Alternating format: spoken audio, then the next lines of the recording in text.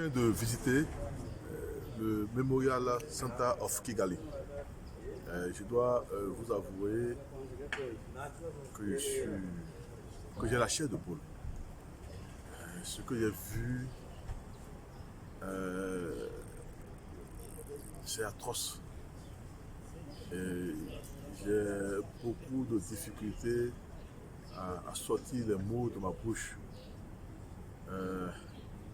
Mais il faut quand même dire ce que je ressens pour les personnes qui ne sont pas arrivées ici et qui vont certainement arriver après.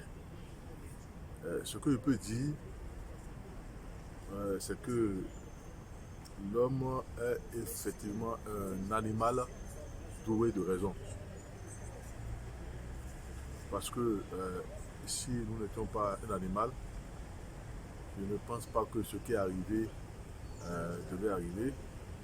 Et lorsque vous voyez des milliers de personnes mortes, entassées les unes sur les autres, des personnes de même famille, de même ethnie ou encore d'ethnies différentes, ce qui est sûr, ce sont des Africains. Et c'est choquant, c'est atroce, c'est difficile à vivre. Mais je pense que nous devons passer et que nous devons aller de l'avant.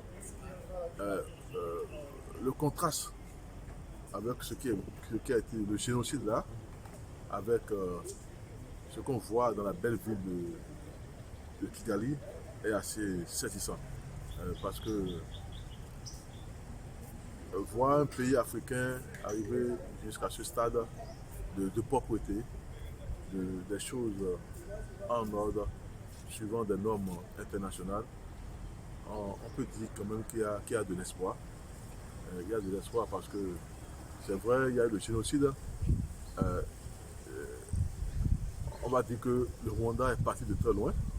Est-ce que parce qu'il y a eu le génocide, que ce génocide a donné beaucoup plus de conscience aux Rwandais, ce qui fait qu'aujourd'hui maintenant, ce pays est à la pointe de beaucoup de choses.